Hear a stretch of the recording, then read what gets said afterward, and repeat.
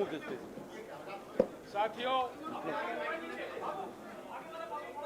साथियों, You agree with that? शुरुआत करें। साथियों,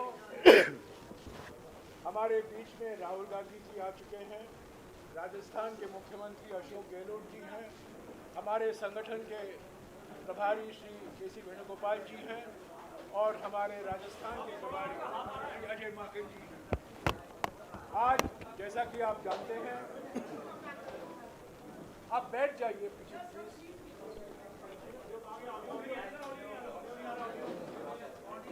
ऑडियो राहुल जी क्या है जी?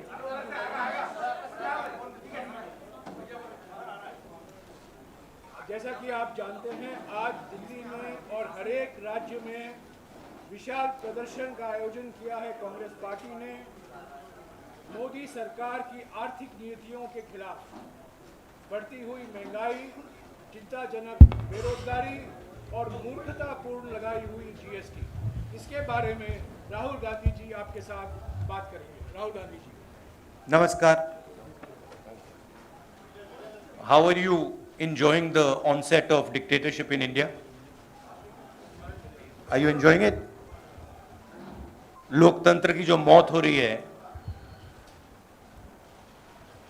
उसके बारे में क्या लगता है आपको? क्या महसूस हो रहा है कि जो इस देश ने 70 साल में बनाया, उसको 8 साल में खत्म कर दिया गया है। आज हिंदुस्तान में लोकतंत्र नहीं है। आज हिंदुस्तान में 4 लोगों की डिक्टेटरशिप है। हम महंगाई के मुद्दे उठाना चाहते हैं, बेरोजगारी का मुद्दा उठाना चाहते हैं, जो समाज को बांटा जा रहा है उसके बारे में हम चर्चा करना चाहते हैं। यहाँ करना चाहते हैं, पार्लियामेंट हाउस में करना चाहते हैं।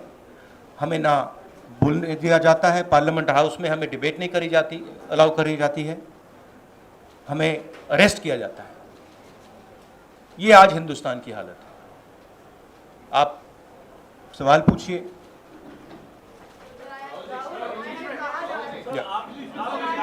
In English.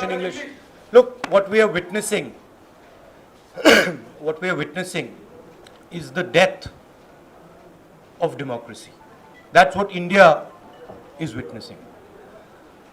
What India has built, brick by brick, starting almost a century ago, is basically being destroyed in front of your eyes. All of you know it. The whole of India knows it. Anybody who stands against this idea of the onset of dictatorship, doesn't matter who he is, where he comes from, which state, which religion, male, female, he is viciously attacked, put in jail, arrested, beaten up. One second. The idea is that people's issues, whether they are price rise, unemployment, violence in society, people's issues must not be raised. That is the sole agenda of the government. And the government is being run to protect the interest of 4 or 5 people, and the government, this dictatorship is being run in the interest of 2 or 3 small business, big business people by 2 people. एक minute. अरे सिद्धार्थ, एक minute. Ashok जी कुछ बोलेंगे।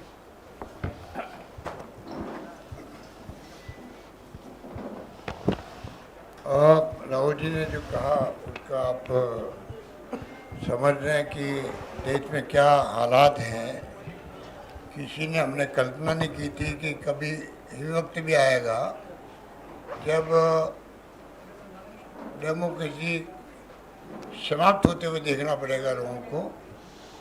जिस रूप में धज्जियां उड़ रही है संविधान की, कोई कल्पना नहीं कर सकता। महंगाई हो, बेरोजगारी हो, जीएसटी हो, जो कुछ भी हो रहा है देश के अंदर, सुनवाई करने वाला कोई नहीं है। ऐसा पहली बार हो रहा है। आज अगर विधानसभा चलती है तब भी हम लोग डीएलओ की मीटिंग नहीं कर पाते जिले के अंदर। विधायकगण, माननीय विधायकगण असेंबली बिजी है। और यहाँ पर आप देखिए खड़गे साहब को, सोनिया जी को, पार्लियामेंट चल रही है और आप बुला रहे हो। इसलिए मैंने उस वक्त कहा था कि ईडी का आतंक है देश के अंदर, आतंक है।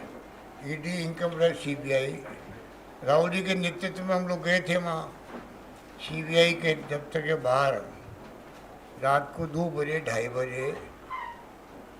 आज तक सुना था कि सीबीआई छापे डालती है पुलिस पर, पहली बार पुलिस छापा डाल रही थी सीबीआई पर। तो देश में जो कुछ हो रहा है वो खतरनाक खेल हो रहा है, डेमोक्रेसी खत्म हो रही है। अब समय आ गया है कि जनता को भी आगे आना पड़ेगा।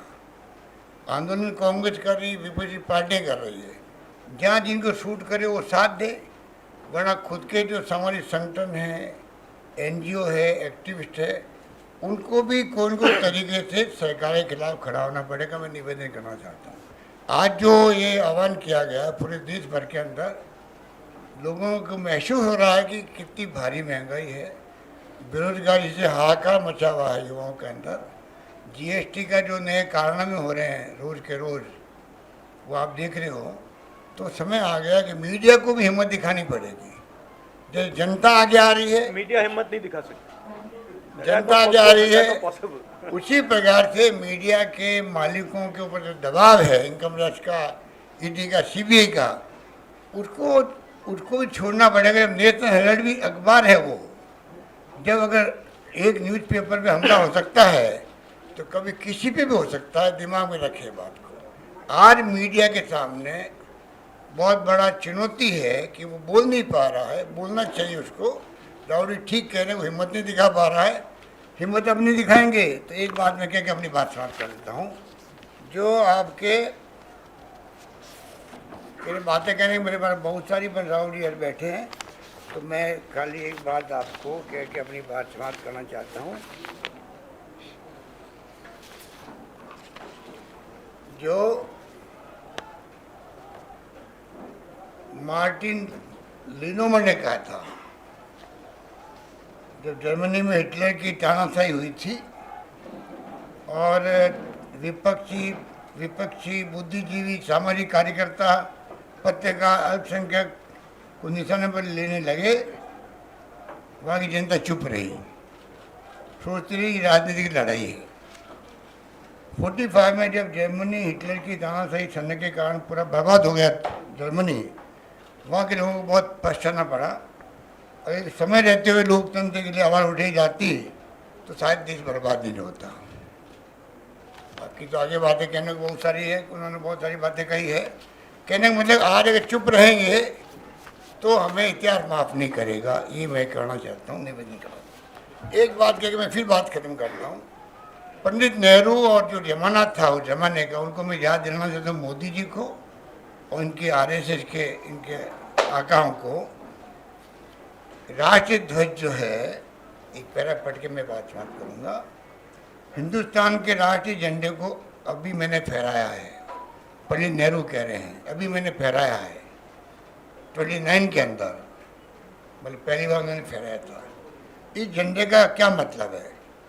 ये हिंदुस्तान की आज़ादी के प्रतीकों में से एक है, ये हिंदुस्तान की एकता का प्रतीक है। लेकिन याद रखिए, जब किसी मुल्क का झंडा फहराया जाता है तो वह फिर तब तक नहीं झुकने दिया जाता है जब तक कि मुल्क के अंदर एक भी आदमी जिंदा रहता है, एक भी आदमी जिंदा रहता है।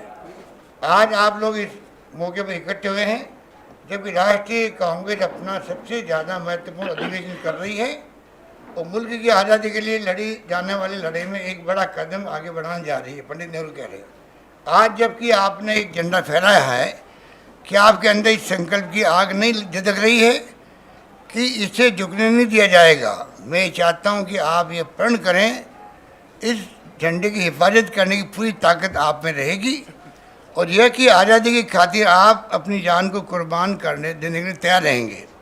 जिस झंडे के नीचे आज हम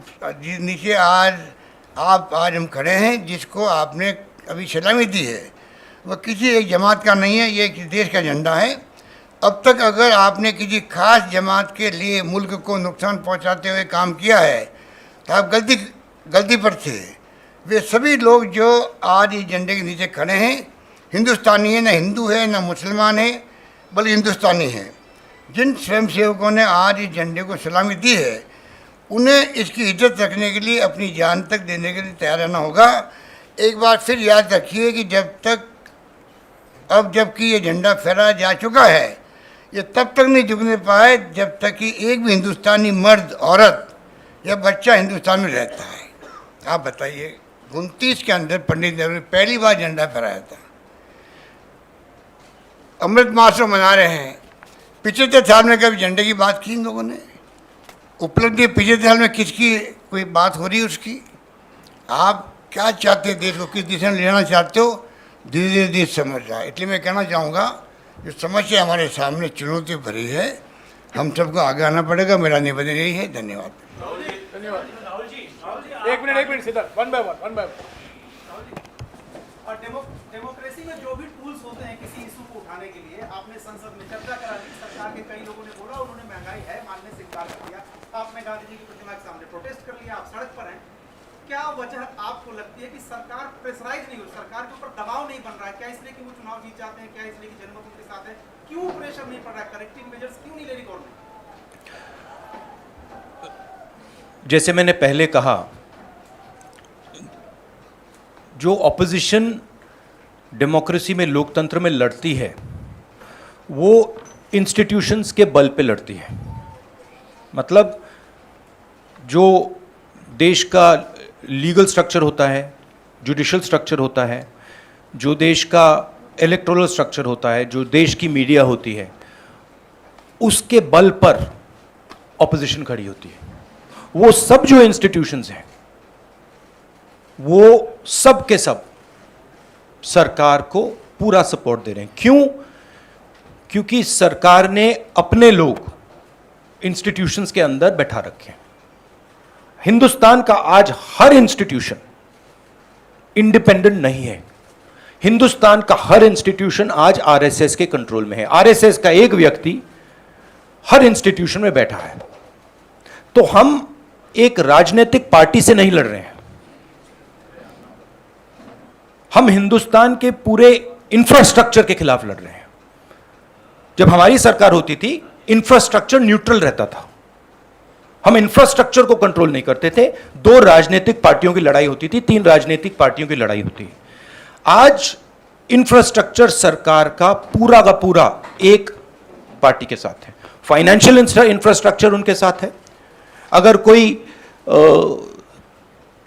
दूसरी पॉलिटिकल पार्टी को सपोर्ट करना चाहे, उस पर ईडी लगा दी जाती है, सीबीआई लगा दी जाती है, धमकाया जाता है, डराया जाता है। तो फाइनेंशियली मोनोपोली है बीजेपी की, आरएसएस की, इंस्टीट्यूशनली मोनोपोली है। इसीलिए ऑपोजिशन इफेक्टिवली, अग्रेसिवली खड़ी हो रही है, बट इंपैक्ट जो होना चाहिए वो दिख नहीं रहा है। सिद्धार्थ, एक मिनट सिद्धार्थ। सर, आप पार्लियामेंट में जब प्राइस पर चर्चा हो रही थी, वित्त मंत्री ने रिप्लाई दिया और कहा कि ये माना कि हाँ महंगाई है, लेकिन उतनी नहीं है कि यूपीए सरकार के वक्त 7% इन्फ्लेशन रेट है, लेकिन this is just complete nonsense. आज सबसे ज्यादा अनएम्प्लॉयमेंट हिंदुस्तान में, महंगाई बढ़ती जा रही है, गैस सिलेंडर की प्राइसेस बढ़ती जा रही हैं। पता नहीं, शायद मतलब फाइनेंस मिनिस्टर को मतलब ये आंकड़े दिख ही नहीं रहे हैं, या उनको बताया गया है कि बस बोलते जाइए, बट ये रियलिटी नहीं है। आप किसी भी कस्बे में चले जाइए, किसी भी गांव में चले जाइए, किसी भी शहर में चले जाइए, पूछिए महंगाई की क्या हालत है, आपको बताएंगे कि सबसे ज़्यादा आज महंगाई है। तो देखिए, रियलिटी एक है और परसेप्शन एक बनाया जाता है, ठीक है। कहते हैं स्टार्टअप इंडिया, ठीक है, पूरा ट्रांसफॉर्मेशन कर दिया। आप मुझे दिखाओ स्टार्टअप इंडिया है कहां? स्टार्टअप इंडिया लोगों को फायर कर रहा है, निकाल रही है स्टार्टअप्स, लोगों को सड़क पे फेंक रही हैं। कोविड में हिंदुस्तान में कोई नहीं मरा। हेल्थ मिनिस्टर आपको कहेंगे कि हिंदुस्तान का परफॉर्मेंस दुनिया के सब देशों से बेहतर था। यूएन आपको कह रहा है कि 5 million people have died, Hindustan की सरकार कह रही है नहीं वो झूठ बोल रहे हैं। गुजरात में आप जाएंगे, वहां पे मतलब लाशों के ढेर लग गए थे। गंगा में आपने देखा लाखों लोग मरे, मगर नहीं, हिंदुस्तान की सरकार कहती है यह सच्चाई नहीं है। बेरोजगारी बढ़ती जा रही है, हिंदुस्तान की सरकार कहती है सच्चाई नहीं है। महंगाई बढ़ती जा रही है, हिंदुस्तान की सरकार, उनकी जो फाइनेंस मिनिस्टर हैं, कहते हैं नहीं। पूरा कम्युनिकेशन स्ट्रक्चर उनके हाथ में। एक मिनट, सुप्रिया, एक मिनट, सुप्रिया। सर, आपने हल्ला बोला है महंगाई पे, बेरोजगारी के मुद्दे पे। आप कह रहे हैं कि कम्युनल हार्मनी के लिए हम लोग लड़ रहे हैं, लेकिन सरकार ने तो उनका हल्ला आप पर बोल दिया है। How do you see the way that barricading happened and you are raising the issues of the people? I understand one thing very clearly. The more I raise people's issues, the more I tell the truth in front of you, the more I will be attacked by the government. It's a simple thing.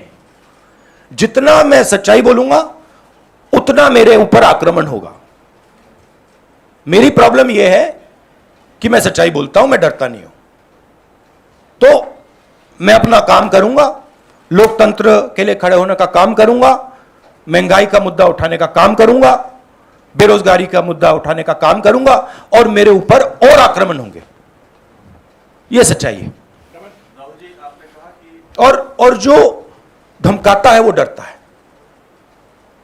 ये बात आप समझ लीजिए, जो डरता है वो धमकाता है। किससे डरते हैं?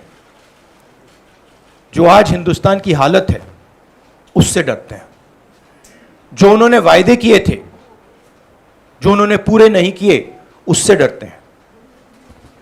महंगाई से डरते हैं, बेरोजगारी से डरते हैं, जनता की जो शक्ति है उससे डरते हैं। क्यों डरते हैं? क्योंकि झूठ बोलते हैं। 24 घंटा ये लोग झूठ बोलते हैं। बेरोजगारी नहीं है, प्राइस राइज नहीं है, चाइना नहीं आया। राजनीतिक दल को डराने की कोशिश सरकार के द्वारा होती है, वो डराने की कोशिश तो आपको, सोनिया जी को, कांग्रेस पार्टी को भी हो रही है। उस डर को किस तरीके से मुकाबला करेंगे? डर है ही नहीं, मुकाबला करने की क्या जरूरत है ही नहीं डर। किस चीज से डरना? डर नहीं। एक मिनट, मोशन मैं आ रहा हूँ। राहुल, ये लगातार कहा जा रहा है कि महंगाई बहाना है, दरअसल आप लोग का निशाना ईडी है। और दूसरा, एक तरफ जहां आप लोग बाहर सड़कों पर उतरे हुए, संसद के भीतर एक तस्वीर देखी गई जहां पर, जिसकी शिकायत भी आपने स्पीकर से की, सोनिया गांधी के साथ स्मृति ईरानी जिस तरह से पेश आई, उसको लेके आपने शिकायत की, तो उस पर आपकी क्या टिप्पणी है? क्या ये भी देखिए, एक बात मैं आपसे कहना चाहता हूं, मैंने पहले भी कह दिया। मैं इस बात को समझता हूं कि जितना भी मैं जनता की इश्यूज को उठाऊंगा, जितनी भी महंगाई की बात करूंगा, अनएम्प्लॉयमेंट की बात करूंगा, कम्युनल हार्मनी की बात करूंगा, उतना मेरे ऊपर आक्रमण होगा। और मुझे अच्छा लगता है क्योंकि मैं आक्रमण से सीखता हूं। तो जितना भी है मेरे ऊपर आक्रमण करेंगे, मुझे फायदा होता है। I get great Joy when my political opponents attack me. They are not able to understand this. I get great happiness. अंदर से मुझे बहुत खुशी होती है। क्यों? क्योंकि मुझे अपने जो आइडियाज हैं, अपनी जो सोच है, अपनी जो विचारधारा है, वो और समझ आती है। मुझे बैटलफील्ड जो है वो और समझ आती है। लड़ाई क्यों हो रही है मुझे वो समझ आता है, और उससे मुझे बहुत बहुत खुशी होती है। एक मिनट, आप एक काम कीजिए, अगर आपको मौका मिले, जो ईडी ऑफिसर्स ने मुझे इंटेरोगेट किया उनसे आप जाके बात कीजिए, वो आपको बता देंगे क्या हुआ उस कमरे में। No supplementary. INS news agency से मेरा सवाल है कि आखिर क्या मजबूरियां कांग्रेस पार्टी के सामने है कि आपको हर चीज पर साबित करना पड़ रहा है, चाहे वो झंडे को लेकर हो, महंगाई को लेकर हो, या कोई भी अन्य मुद्दा हो। कांग्रेस पार्टी जनता के सामने ऐसा क्या मजबूरियां? कांग्रेस पार्टी को नहीं, हिंदुस्तान में कोई भी व्यक्ति, किसी भी पार्टी का, non political, political, film star, कोई भी अगर सरकार के खिलाफ कुछ बोलता है उस पे हिंदुस्तान के सारे इंस्टीट्यूशन का वजन पड़ जाता है। ये कांग्रेस पार्टी की बात नहीं है। मैंने जो यहां शुरुआत की, और देश को शायद ये समझ नहीं आ रही है और आएगी बात, लोकतंत्र आज हिंदुस्तान में नहीं है, खत्म हो गया है। Democracy is now a memory in India, it is nothing more, and there are consequences to this. You will see there are going to be devastating consequences to this, because the people of India are not just going to keep quiet. Rahul ji, Mausami ने जो सवाल पूछा था, पहला सवाल वही मैं दोहराना चाहता हूँ। आपके पॉलिटिकल ओपोनेंट्स मेनली नए सवाल पूछे मल्टीपल बीजेपी लीडर्स का सच नहीं, उसका जवाब नहीं आया था सर। किसका नहीं जवाब है? मल्टीपल बीजेपी लीडर्स का आरोप है कि महंगाई सिर्फ बहाना है, क्योंकि आपसे और मिसेस गांधी से ईडी क्वेश्चनिंग कर ली, इसलिए आप लोग इतना बड़ा हुआ है। नहीं, question all you want, question all you want, right? There is absolutely nothing there, everybody knows it, so question all you want. My job is to resist the idea of the RSS. That's my job, and I'm going to do it. The more I do it, the more I will be attacked, the harder I will be attacked. I am happy, attack me. हाँ रंजीता, राहुल जी, आपने कहा आप हर तरह के attack के लिए तैयार हैं। अभी हम जब रिपोर्टिंग कर रहे थे तो आपकी कार्यकर्ता आपसे एक बात कर रहे हैं कि आप एक बार फिर राष्ट्रीय अध्यक्ष की कुर्सी पर आप आ जाए। देखिए, ये प्रेस कॉन्फ्रेंस आप डिस्ट्रैक्ट करने की कोशिश मत कीजिए, ठीक है? सीधी सी बात है। ये प्रेस कॉन्फ्रेंस महंगाई, बेरोजगारी और देश में जो आज हालत है उसके बारे में है। तो अब उसके बारे में बात करते हैं, क्योंकि वो हिंदुस्तान की जनता के लिए सबसे जरूरी मुद्दा है। ओके विक्रांत। सर, सोनिया गांधी ने कहा कि मैं इंदिरा गांधी की बहू हूं, किसी से नहीं करती। आपने कहा कि मैं नरेंद्र मोदी से नहीं करता, तो क्या नरेंद्र मोदी आप लोगों को डरा रहे हैं? कोई तरीका आपको मैंने आपको बोला डर नहीं है। क्या डरा रहे हैं? वो डराने की कोशिश करें, करते जाएंगे, कोई फर्क नहीं पड़ता। एक मिनट, एक व्यक्ति सवाल पूछेंगे प्लीज। नहीं, देखिए, ये एक बात समझिए, ये गांधी परिवार पे अटैक क्यों करते हैं? ये गांधी परिवार पे इसलिए अटैक करते हैं क्योंकि हम एक विचारधारा के लिए लड़ते हैं, और हमारे जैसे देश में करोड़ों लोग हैं। हम लोकतंत्र के लिए लड़ते हैं, हम कम्युनल हार्मनी के लिए लड़ते हैं, और सालों से लड़ रहे हैं। ये सिर्फ मैंने नहीं किया, सालों से हो रहा है। जान दी है मेरे परिवार ने। ये हमारी जिम्मेदारी है, रिस्पॉन्सिबिलिटी है, जो भी आप कहना चाहो, क्योंकि हम इन विचारधाराओं के लिए लड़ते हैं। जब हिंदुस्तान को बांटा जाता है, हिंदू मुसलमान को लड़ाया जाता है, हमें दर्द होता है। जब किसी को दलित कह के मारा जाता है, पीटा जाता है, हमें दर्द होता है। जब किसी महिला को पीटा जाता है, हमें दर्द होता है। इसीलिए हम लड़ते हैं। ये एक परिवार नहीं है, ये एक विचारधारा है। मैं गुजारिश करूंगा एक एक करके सवाल पूछिए, सबको मौका दिया जाएगा। राहुल जी यहाँ बैठे हुए हैं, सबके सवाल देंगे, और इनके सामने कोई टेलीप्रॉम्प्टर भी नहीं है। हाँ Samia.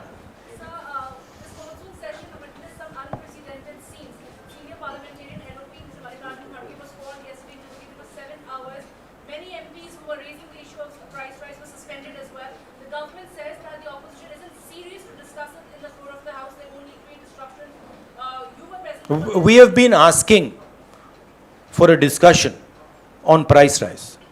No discussion was allowed. Practically no discussion is allowed in Parliament. The Chinese troops came into India, they occupy India, no discussion is allowed. Unemployment we want to raise, no discussion is allowed. Price rise, no discussion. Agnipath, no discussion. No discussion is allowed. It is much more beneficial for us to have discussion in Parliament. We demolish the government every single time we have a discussion in Parliament. Right? One second, please let me speak. Right? We demolish the government every single time we have a discussion. You're aware of it. They don't want a discussion. They can't face a discussion. That's the truth. And this is not only a Congress issue. They cannot face a discussion with any opposition party. हाँ जी, राहुल जी, आप कह रहे हैं कि बेरोजगारी महंगाई के मुद्दे पर हम लड़ रहे हैं। बीजेपी ये कहती है कि लोकतंत्र में चुनाव सबसे अच्छा तरीका होता है जब जनता तय करती है वो किसकी। हाँ, हिटलर भी चुनाव जीत के आया था। चुनाव हम जीत रहे हैं, बीजेपी। हाँ, हिटलर भी चुनाव जीत जाता था। हिटलर चुनाव कैसे जीतता था? हिटलर चुनाव ऐसे जीतता था कि जर्मनी के पूरे इंस्टीट्यूशंस उसके हाथ में थे। उसके पास एसए थी, पैरामिलिट्री फोर्स थी, उसके पास पूरा का पूरा ढांचा था। मुझे पूरा का पूरा ढांचा दे दो, फिर मैं दिखाऊंगा आपको कैसे इलेक्शन जीता जाता है। एक मिनट हो गया। You see, please understand. What? नहीं, वो अलग है। Sunil, Sir, you were saying about your family and your fight and you're fighting for an ideology. Some would ask that Mr. Rahul Gandhi should now take over the leadership of the Congress party and fight for this, especially when you're talking about price rise. Sunil, he has already answered that question. He has said that this press Sunil, please refer to the earlier answer. हाँ जी, सिद्धांत जी, आप I will please refer to that one. It is there. आपने पूछ लिया। You can look at the video. First round में सबको मौका देना You can look at the video nicely, and it's all there. चाहिए। Sunil, no supplementary please. हाँ please. Rahul, जब लोकसभा में बहस हुई थी तो निर्मला सीतारमण ने कहा था मैक्रो इकोनॉमिक फंडामेंटल्स हमारे परफेक्ट हैं, इसलिए श्रीलंका से अगर I think the macroeconomic fundamentals that she's talking about is something else. I don't think the finance minister has any understanding of what is going on in the economy of India. Zero understanding, right? She is there as a mouthpiece. She has absolutely no understanding. हाँ जी, बीच में। If she had understanding, we would not be in the situation we're in, right? The entire job creation system of India has been destroyed. Small and medium businesses have been wiped out. We have a GST which is a disaster. Please go and ask any state and they will tell you this GST is a disaster, right?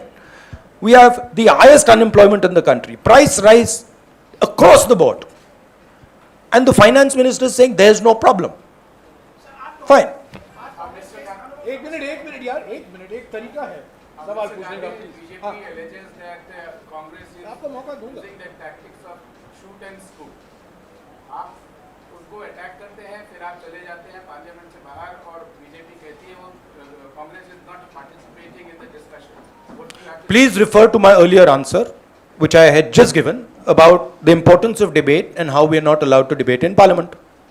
हाँ या, मुझे बोलिए। आज कांग्रेस जगह जगह प्रदर्शन करने की बात कर रही है और अनुमति नहीं मिली, तो ऐसे में आप कैसा रहेगा फिर आपको से क्या क्या प्रदर्शन हो सकता है? अब देखेंगे, हमारा काम विपक्ष का काम है।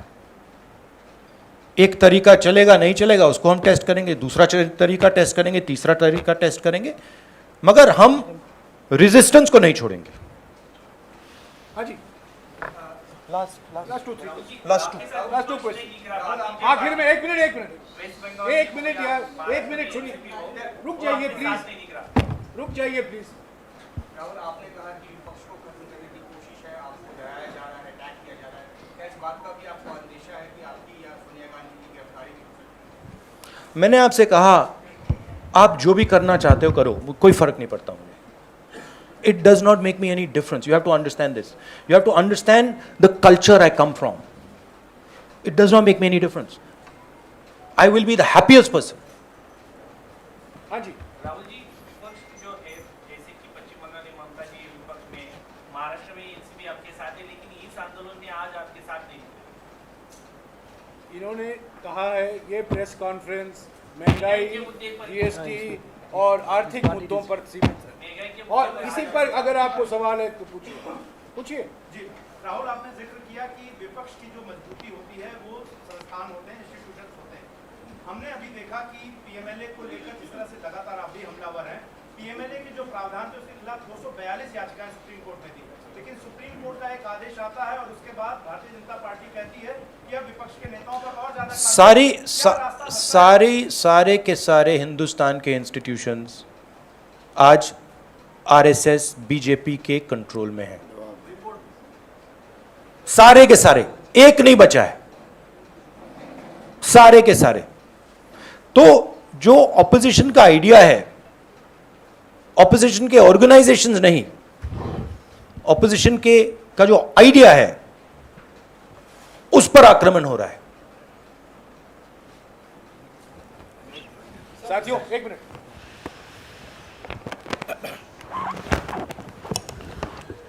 साथियों जैसा कि आप जानते हैं अभी 24 नंबर अकबर रोड से प्रधानमंत्री निवास तक एक मोर्चा निकाला जाएगा। 11 साढ़े 11 बजे को पार्लियामेंट से राइजीना हिल तक एक प्रदर्शन होगा। ये आज का कार्यक्रम है। आज राहुल जी हमारे बीच में हैं, उन्होंने सभी सवालों का जवाब दिया है। एक तरफ एक व्यक्ति हैं जो बैठकर आपके सवालों का जवाब देते हैं, दूसरे तरफ एक व्यक्ति हैं जो 8 साल से एक भी प्रेस कॉन्फ्रेंस, एक भी प्रेस भेंट नहीं की है। एक तरफ एक व्यक्ति हैं जो बिना कोई कागज के आपके सवालों का जवाब दे रहे हैं, और दूसरे तरफ एक व्यक्ति हैं जो टेलीप्रॉम्प्टर जीवी हैं। तो ये आपको साफ दिखाई दे रहा है। और जब मैं सिर्फ ये कहना चाहता हूँ, जो राहुल जी ने अभी कहा मैं उसको दोहराना चाहता हूँ। सबसे मुख्य बात जो राहुल जी ने कही मेरे विचार में, उन्होंने ये कहा जो धमकी देते हैं वो डरते हैं, जो राजनीतिक प्रतिशोध में विश्वास रखते हैं वो डरे हुए हैं, और जो लोगों को डराते हैं और जो चर्चा से भागते हैं, जनता के मुद्दों से भागते हैं, वो डरे हुए हैं। ये उनका मुख्य संदेश है। शुक्रिया।